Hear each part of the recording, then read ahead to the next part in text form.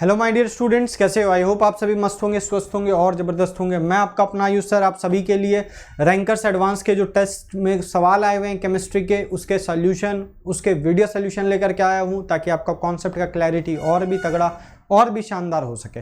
तो शुरुआत करेंगे आज के लेक्चर का। पहला क्वेश्चन का जो टेस्ट में आया था केमिस्ट्री से रिलेटेड, वो था क्वेश्चन नंबर 5। क्या बोलता है कि एक नेचर में डीके चेन सीरीज चलता है, मतलब बहुत सारे रेडियो एक्टिव मटेरियल रहते हैं, वो रेडियो एक्टिव रिएक्शंस को परफॉर्म करते रहते हैं। तो उसी में से एक है आपका थोरियम। एक क्या है आपका?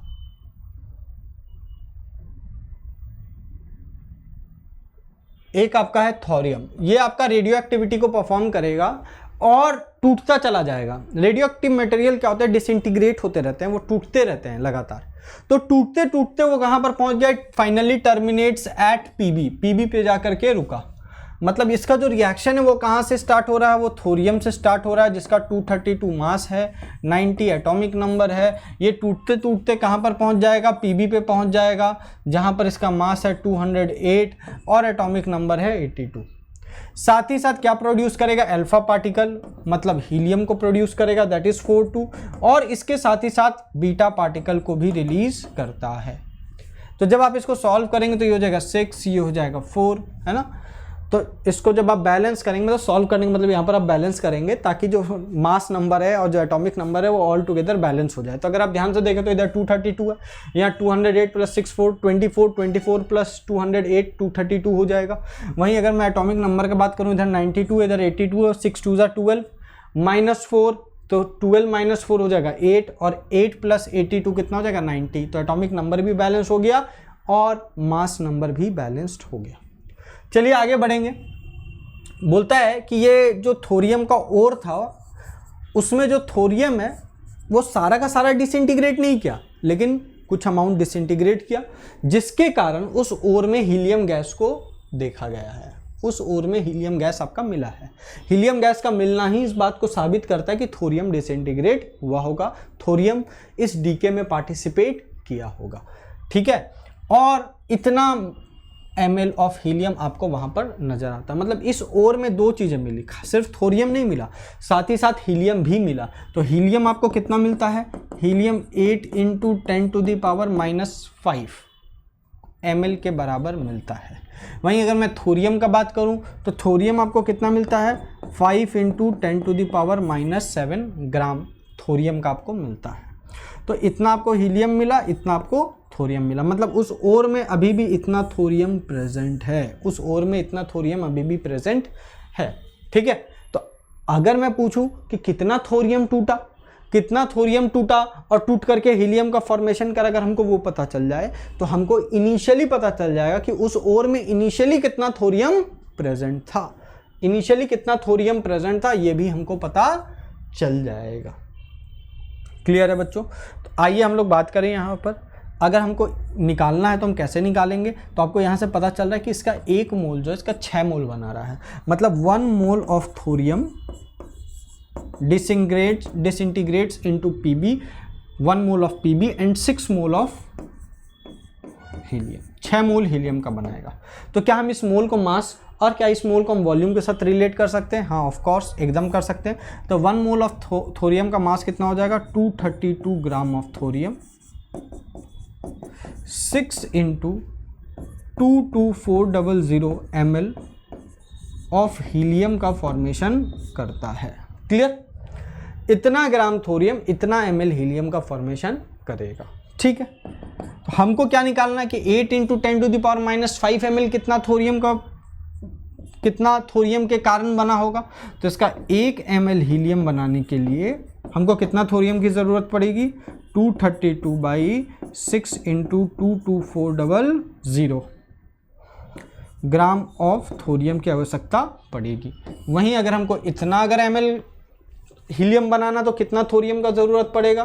तो 232 × 8 × 10⁻⁵ divided by 6 × 22400 gram of thorium की ज़रूरत पड़ेगी for producing 8 × 10⁻⁵ ml of helium. Clear? अरे बोलो हाँ या ना। तो जब आप इसको सॉल्व करेंगे तो आपका जो वैल्यू निकल के आ जाएगा वो आ जाएगा 1.38 into 10 to the power -7 gram of thorium. इतना ग्राम थोरियम की आवश्यकता पड़ेगी, तब जा कर के 8 into 10 to the power -5 ml of helium का प्रोडक्शन होगा। बोलो आया कि नहीं आया? क्लियर है कि नहीं? ठीक है, मतलब इतना टूट गया ड्यूरिंग दिस कोर्स, इतना टूटने के कारण इस ओर में इतना ml ऑफ हीलियम आपको मिलता है। ठीक है, तो इतना टूटने में जितना समय लगा अगर हम उसको कैलकुलेट कर ले तो क्या हमको इस ओर का एज के बारे में नहीं पता चल जाएगा? इस ओर का एज के बारे में नहीं पता चल जाएगा? इस ओर का उम्र के बारे में नहीं पता चल जाएगा? क्योंकि जब टूटना चालू नहीं किया था तब हम समझ सकते हैं कि थोरियम जन्मा होगा, लेकिन फिर टूटते टूटते टूटते टूटते जब वो यहाँ तक पहुँचा तो उसका कुछ उम्र हो गया, वो उम्र कितना के बराबर हो गया, कितना समय के बराबर हो गया? टी बराबर टी टाइम के बराबर हो गया। तो अगर हम उस टी बराबर टी टाइम का वैल्यू को फाइंड आउट कर लो तो मेरा काम हो जाएगा। यहाँ पर हाफ लाइफ भी दिया हुआ है, half life period 1.39 into 10 to the power 10। ठीक है, तो अब हम लोग कैसे निकालेंगे टाइम टी? तो टी हम लोग जानते हैं कि जो मास होता है वो कहीं ना कहीं नंबर के डायरेक्टली प्रोपोर्शनल होगा। तो इनिशियल मास इनिशियल नंबर के डायरेक्टली प्रोपोर्शनल होगा। इनिशियल मास इनिशियल नंबर के डायरेक्टली प्रोपोर्शनल होगा, और इनिशियल नंबर क्या है? एन नोड है। ठीक, mass at time T, mass at time T number at time T के बराबर होगा, नंबर एट टाइम टी के बराबर होगा। इसको हम लोग मान लिए हैं एन। इनिशियल मास मतलब एट टी बराबर 0। तो इनिशियल मास कितना के बराबर होगा? तो इनिशियल मास का वैल्यू क्या हो जाएगा? 5 + 1.38 इंटू 10 टू द पावर -7 ग्राम के बराबर हो जाएगा। दोनों को जोड़ेंगे ना, कितना टूटा वो भी तो इनिशियली प्रेजेंट था, और जितना है उस दोनों को जोड़ करके जो आएगा वो क्या आएगा? 5 + 1.38 इंटू 10 टू द पावर -7 ग्राम निकल करके आएगा। मतलब इनिशियली इतना मास वहाँ पर प्रेजेंट था। तो हम इस एन नोड के जगह पे इसको पुट कर सकते हैं, इस एन के जगह पे इसको पुट कर सकते हैं, हाँ या ना? तो टी बराबर क्या होता है? 2.303 by lambda log N not by N. बोलो यहाँ तक कोई दिक्कत की बात है क्या? अब यहाँ पर लैम्डा क्या है? लैम्डा है 0.693 बाई टी हाफ, और टी हाफ का वैल्यू अभी हम लोगों ने देखा 1.39 into 10 to the power 10 years. तो यहाँ पर लैम्डा का वैल्यू आपका निकल करके आ गया, और इस लैम्डा का वैल्यू को जैसे ही हम यहाँ पर पुट करेंगे तो मेरा यहाँ पर टाइम टी का वैल्यू निकल करके आ जाएगा। तो टाइम टी बराबर क्या हो जाएगा? टाइम टी बराबर 2.303 बाई 0.693, और ये ऊपर में मल्टीप्लाई हो जाएगा 1.39 into 10 to the power 10 log N not की जगह क्या हो जाएगा? Initial mass. इनिशियल मास कितना हो जाएगा? 6.38 into 10 to the power -7 divided by at time T बराबर टी पे मास कितना है? 5 into 10 to the power -7 gram. तो यहाँ पर क्या हो जाएगा? 5 into 10 to the power -7 gram. ये 10 to the power -7 10 to the power -7 cancel out हो जाएगा। तो अगर आप यहाँ पर देख रहे हैं तो ध्यान से अगर देखें तो ये भी यहाँ पर लगभग अप्रॉक्स 3 के बराबर आ जाएगा, है ना? ये भी अप्रॉक्स, इस 3 को हटा दो, इस 3 को हटा दो, है ना? तो जब आप इसको डिवाइड देंगे तो ये हो जाएगा 1 और ये हो जाएगा 3। तो इन सब को जब आप सॉल्व करेंगे तो it will be approx 4.8 into 10 to the power 9 years निकल करके आ जाएगा। मतलब यही समय है जिस दौरान 1.38 into 10 to the power 1.38 into 10 to the power -7 gram of thorium disintegrate हुआ होगा। और यही वो समय है जो उस ओर का होगा, यही वो एज है जो उस ओर का होगा। क्लियर? तो इसी से आपका ये सवाल सॉल्व हो जाता है। इसी तरीके से आप आसानी से एज के बारे में पता कर लिए। नेक्स्ट क्वेश्चन है, एक पॉलीवेलेंट मेटल है जिसका वेट दे दिया गया है आपको, उस मेटल का वेट आपको दे दिया, गिवन वेट कितना है 0.1 ग्राम। इसका एटॉमिक वेट भी आपको दे दिया गया है, कितना है 51। रिएक्टेड विद डाइल्यूट H2SO4, इसको सबसे पहले किसके साथ रिएक्ट कराया गया, डाइल्यूट H2SO4 के साथ रिएक्ट कराया गया। तो आपको पता है मेटल जब एसिड के साथ रिएक्ट करता है तो M2SO4N बनाएगा प्लस हाइड्रोजन गैस को रिलीज करेगा। बोलो कोई दिक्कत की बात है? तो यहाँ पर ये M जो है ये Mn प्लस में कन्वर्ट हो गया, ठीक, और ये जो H प्लस है ये 2 इलेक्ट्रॉन को लेकर के H2 में कन्वर्ट हो गया। बोलो कोई दिक्कत है? अरे बोलो हाँ या ना, यहाँ तक कोई दिक्कत की बात है क्या? नहीं।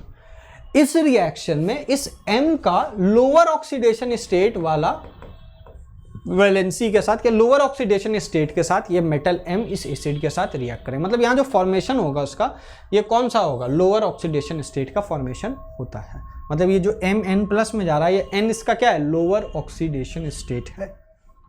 क्लियर? चलो बहुत बढ़िया बात। तो according to law of chemical equivalence, chemical equivalence के अकॉर्डिंग क्या हम लिख सकते हैं कि milli equivalents of M is equals to milli equivalents of hydrogen, और आपको पता है कि इक्विवेलेंट निकालने का एक तरीका होता है, क्या, मोल्स इंटू एन फैक्टर कर दो तो इक्विवेलेंट्स निकल जाएगा। मिली इक्विवेलेंट के लिए 1000 से मल्टीप्लाई कर देना, ठीक। तो यहाँ क्या हो जाएगा 0.1 divided by 51 into N factor. N factor क्या हो गया इसका, एन के बराबर हो गया। एम का एन फैक्टर क्या हो गया, एन के बराबर। हाइड्रोजन का एन फैक्टर क्या हो गया, 2 के बराबर हो गया। क्लियर है?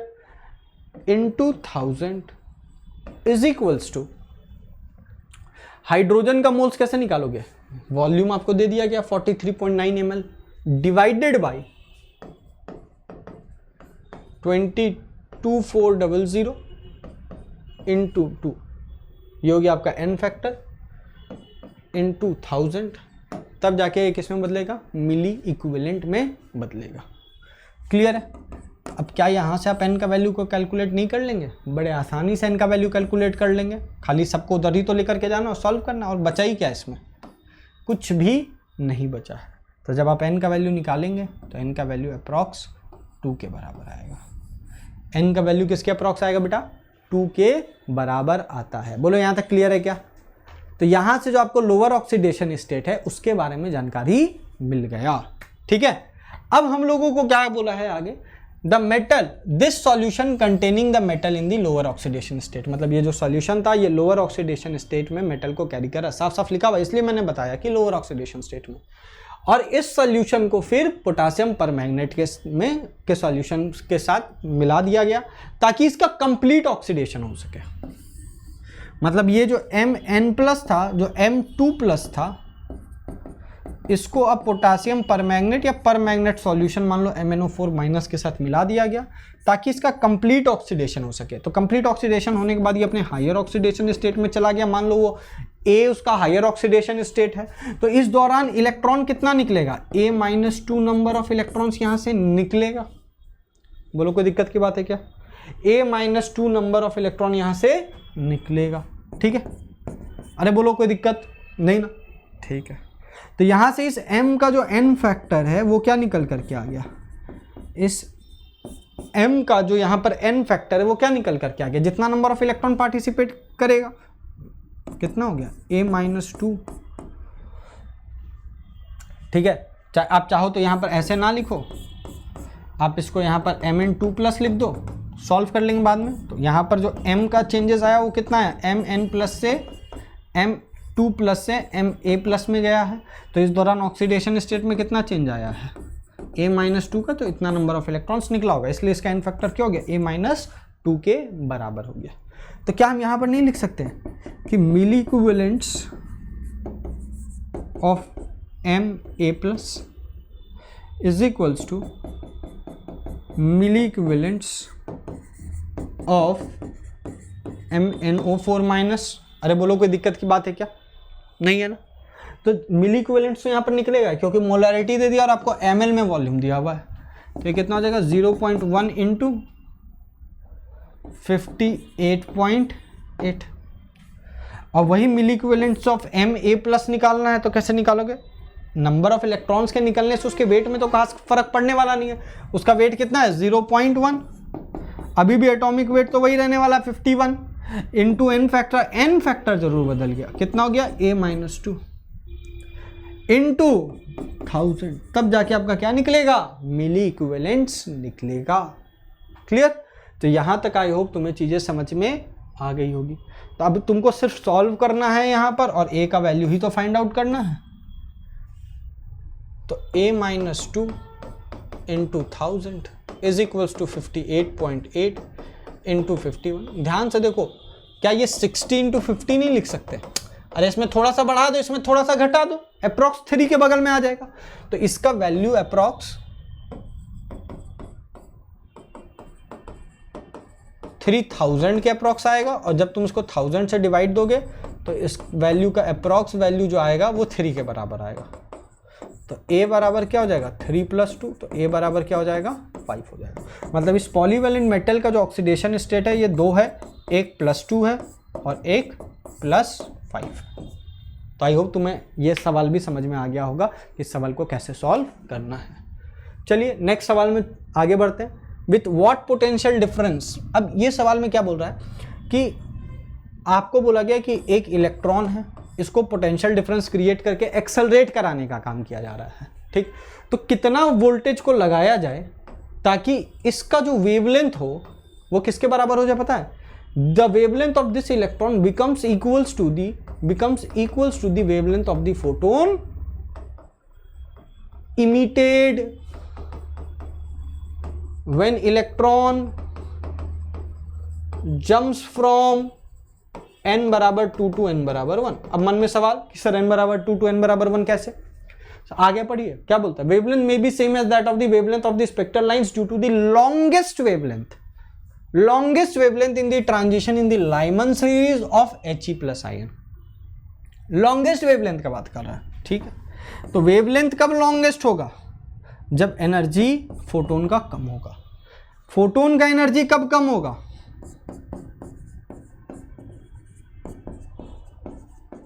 फोटोन का एनर्जी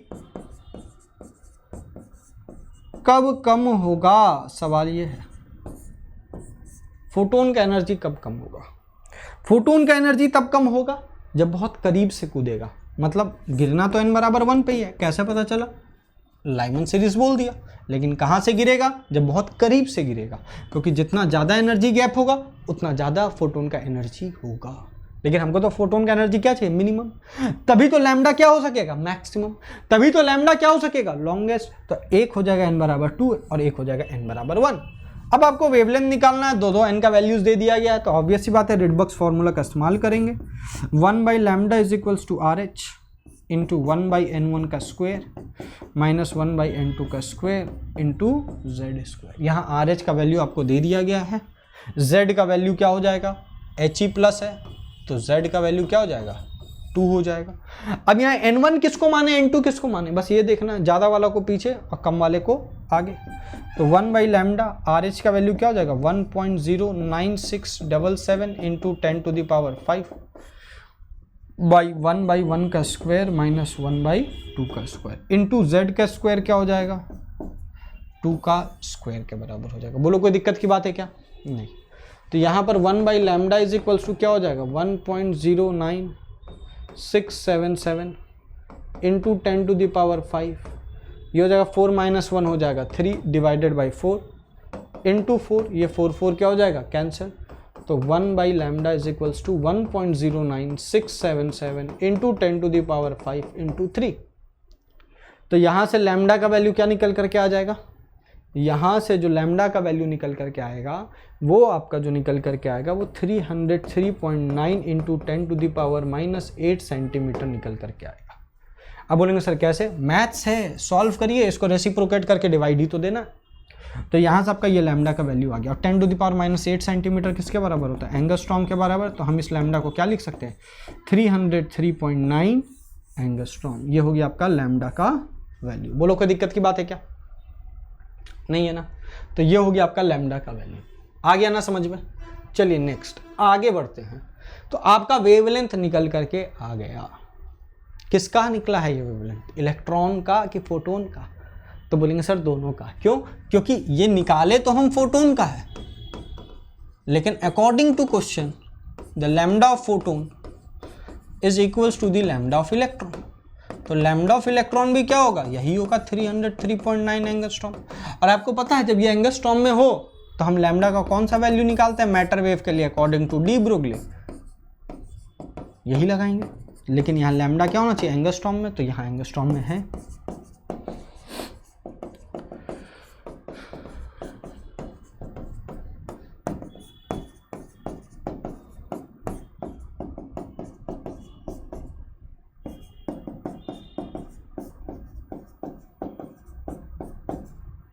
तो जब आप यहाँ पर V का वैल्यू निकालेंगे वो 1.624 इंटू 10⁻⁻³ वोल्ट निकल करके आएगा। तो this will be the potential difference. यही आपका क्या होगा, पोटेंशियल डिफरेंस निकल करके आएगा। अगर आप इस पोटेंशियल डिफरेंस से इस इलेक्ट्रॉन को एक्सेलरेट कराएंगे तो उस इलेक्ट्रॉन का जो वेवलेंथ है वो 303.9 एंगस्ट्रॉम के बराबर होगा, जो कि वेवलेंथ ऑफ फोटोन के बराबर है। Is that clear. तो इस सवाल को हम लोग ऐसे सॉल्व करेंगे। अब नेक्स्ट कुछ और सवाल है, गिव द रीजन। चलिए सबसे पहला, अगर मैं यहाँ पर NH3 PH3 ASH3 और SbH3 का बॉन्ड एंगल का बात करूँ तो यहाँ पर बॉन्ड एंगल NH3 का ज़्यादा होगा एज कम्पेयर टू PH3 और इसका बॉन्ड एंगल ज़्यादा होगा SbH3 के मुकाबले। तो ये क्या चीज़ का ऑर्डर हो गया, ये बॉन्ड एंगल का ऑर्डर हो गया। बोलो यहाँ तक कोई दिक्कत की बात है क्या, नहीं। तो ये बॉन्ड एंगल का आपका ऑर्डर निकल करके आ गया। अब सवाल है ऐसा क्यों, व्हाई इट हैपेंस सो, इसके पीछे कारण है। आपको पता है ना यहाँ पर सबका स्ट्रक्चर क्या है, मैंने कुछ स्टेप्स बताया था। तो स्टेप्स में सबसे पहला स्ट्रक्चर देखो, तो स्ट्रक्चर सबका क्या है, सेम। तो स्ट्रक्चर के बेसिस में कंपैरिजन नहीं हो सकता। लोन पेयर का बात करूं तो सब पे एक एक लोन पेयर है, तो लोन पेयर के बेसिस पे भी बात नहीं हो सकता, तो लोन पेयर वाला भी बात कैंसिल हो गया। तो तीसरा, electronegativity of the central atom. Electronegativity of the central atom बढ़ेगा तो electron density around the central atom भी क्या होगा, बढ़ेगा। Electro density around the central atom भी क्या होगा, बढ़ेगा। और जैसे जैसे इलेक्ट्रॉन डेंसिटी बढ़ेगा सेंट्रल एटम के अबाउट में, रिपल्शन बढ़ेगा, रिपल्शन इंक्रीज करेगा। और रिपल्शन बढ़ने के कारण क्या होगा पता है, रिपल्शन बढ़ने के कारण बॉन्ड एंगल भी इंक्रीज करता है, बॉन्ड एंगल भी इंक्रीज करेगा। इसी कारण NH3 का ज़्यादा, फिर PH3, फिर S3, फिर SbH3। बोलो आया क्या। Next, CCl4 does not hydrolysis with water whereas SiCl4 does hydrolysis. क्यों, कारण समझना। हाइड्रोलिसिस में होता क्या है, हाइड्रोलिसिस में H2O का जो मॉलिक्यूल है एक्ट एज अ न्यूक्लियोफाइल।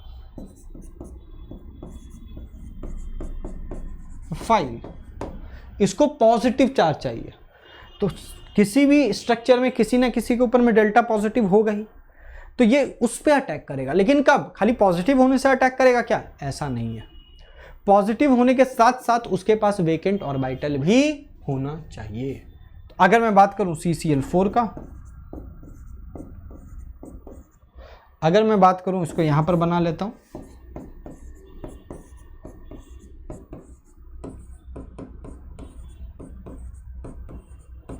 अगर मैं बात करूं CCl4 का, अगर मैं बात करूं SiCl4 का, तो CCl4 के केस में यहाँ पर इसके ऊपर डेल्टा पॉजिटिव है, यहाँ पर इसके ऊपर डेल्टा पॉजिटिव है, लेकिन यहाँ पर वेकेंट ऑर्बिटल नहीं है, यहाँ पे वेकेंट ऑर्बिटल है। यहाँ पर वेकेंट ऑर्बिटल प्रेजेंट है, यहाँ पर वेकेंट ऑर्बिटल प्रेजेंट नहीं है, इसलिए जब H2O आएगा तो अटैकिंग साइड तो यही होगा, लेकिन अटैक कहाँ पर करेगा? इस केस में अटैक करेगा और इस केस में नहीं करेगा। Is it clear? तो आई होप तुम्हें दूसरा का भी रीजन समझ में आ गया होगा।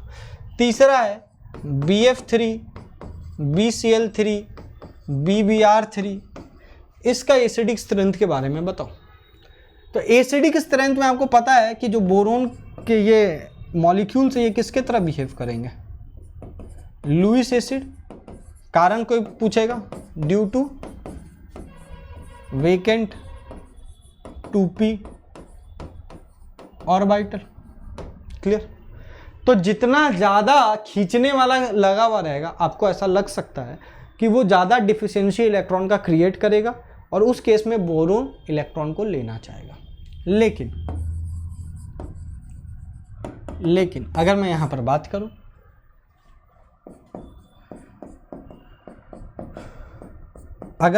बात करूं, तो यह है BF3, यह है BCl3, यह है BBr3। यहां पर ये बैक बॉन्डिंग करने का काम करेगा। तो due to back bonding electron deficiency of boron is minimized. Boron का इलेक्ट्रॉन डिफिशियंसी क्या हो जाएगा? घट जाएगा। कारण क्या है?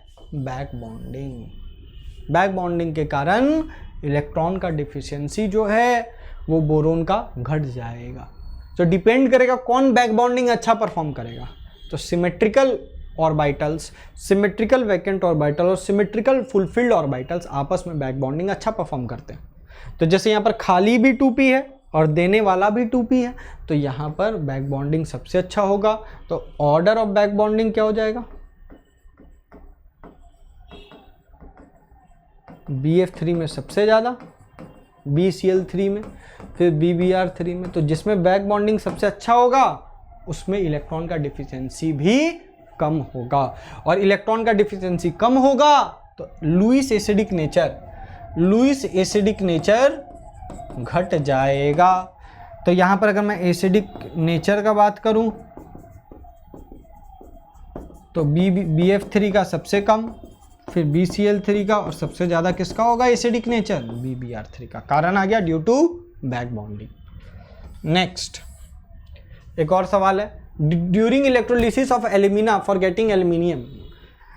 एल्यूमिना का जब आप इलेक्ट्रोलिसिस कराते हैं तो उसमें आप क्या ऐड करते हैं? एल्यूमिनियम को ऐड करते हैं, सॉरी क्रायोलाइट को ऐड करते हैं। तो क्रायोलाइट का फॉर्मूला क्या है? Na3Al(F6), इसको क्या लिख सकते हैं? Al(F3.3NaF) लिख सकते हैं कि नहीं? जल्दी से बोलो, आसानी से लिख सकते हैं, ठीक है। तो यहाँ पर क्या होता है, इस क्रायोलाइट का एडिशन क्यों किया जाता है? तो सबसे पहला कारण, to lower down the melting point,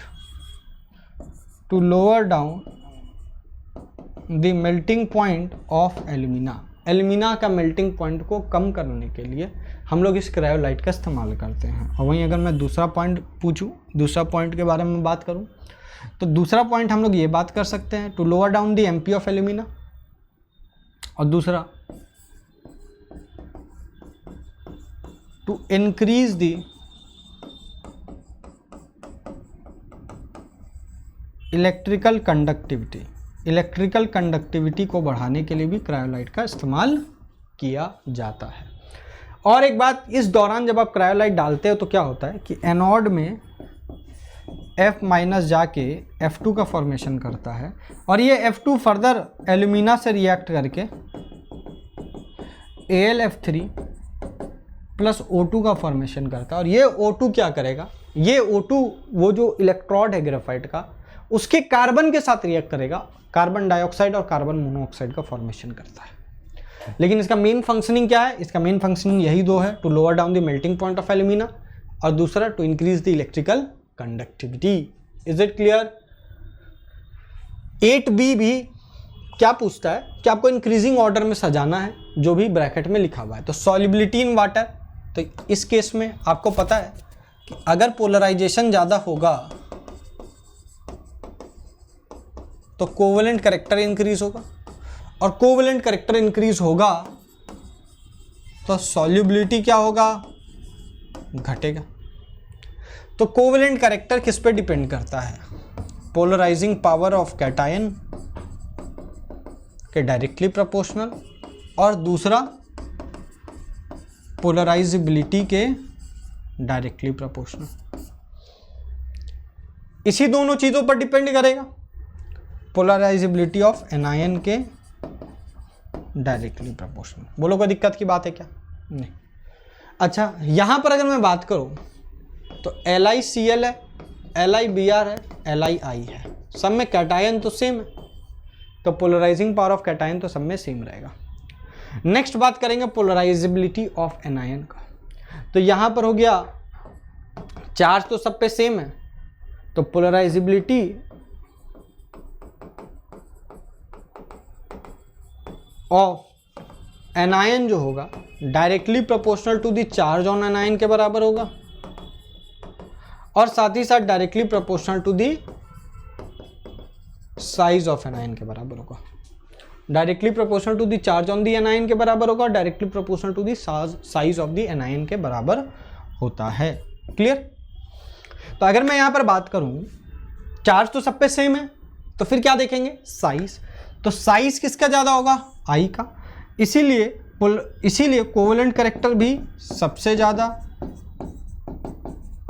LiI का होगा। जिसका कोवेलेंट कैरेक्टर ज्यादा होगा उसका सॉल्युबिलिटी क्या होगा, कम।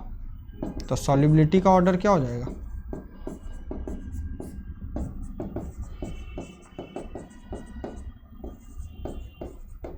This will be the order of solubility.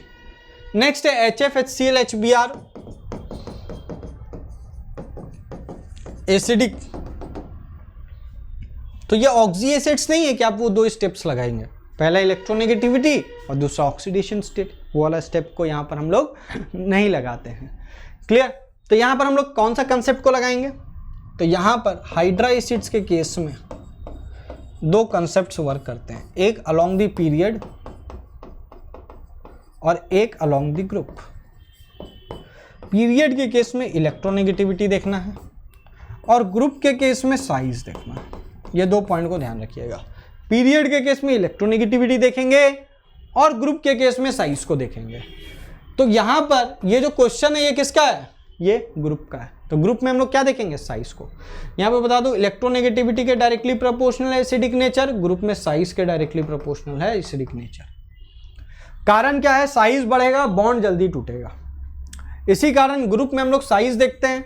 Group में साइज ज्यादा इफेक्टिव होता है क्योंकि जो रेडियस है वो ज्यादा चेंजेस शो करता है जैसे जैसे हम नीचे जाते हैं, वो डोमिनेटिंग फैक्टर की तरह बिहेव करता है। पीरियड में रेडियस का उतना खास इंपॉर्टेंट रोल नहीं होता, रेडियस उतना डोमिनेटिंग फैक्टर नहीं बिहेव करता है, तो हम लोग क्या देखते हैं, इलेक्ट्रोनेगेटिविटी देखते हैं। क्लियर?